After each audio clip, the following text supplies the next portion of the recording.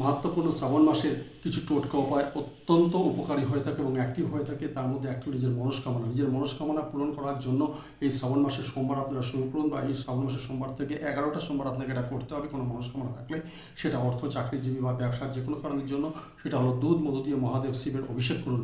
দুধ এবং মধু দিয়ে শ্রী শিবের অভিষেক করুন এবং 5টা বেলপাতা নিন। 5টা বেলপাতার মধ্যে শিবের মধ্যে 5টা বেলপাতার মধ্যে সাদা চন্দন দিয়ে ওং লিখে দিন। সাদা চন্দন দিয়ে ওং লেখার সাথে সাথে মহাদেব শিবকে বেলপাতাগুলো অর্পণ করুন এবং তার সাথে অর্পণ হয়ে যাওয়ার পর শ্রী মহাদেবের আরতি করুন কর্পূর দিয়ে, এবং ঘি কর্পূর দিয়ে করলে সব থেকে ভালো। শ্রী মহাদেবের ধ্যান করুন এবং এই 5টা বেলপাতা মহাদেবের মাথায় অভিষেক করার পর এর যে কোনো একটি বেলপাতা নিয়ে নিজের মনস্কামনা জানিয়ে নিজের মানি পার্সের মধ্যে রেখে দিন এবং পরপর 11টি সোমবার আপনি এটা করতে থাকুন এবং দারুণ একটা ফল রেজাল্টসের জন্য অপেক্ষা করুন। দেখুন কত সুন্দরভাবে আপনার মনস্কামনাটা সঠিকভাবে পূরণ হয়ে যাচ্ছে। কিন্তু দুধ এবং মধু দিয়ে অভিষেক করতে যেন ভুল না হয়, সেটা কিন্তু অবশ্যইভাবে করবেন।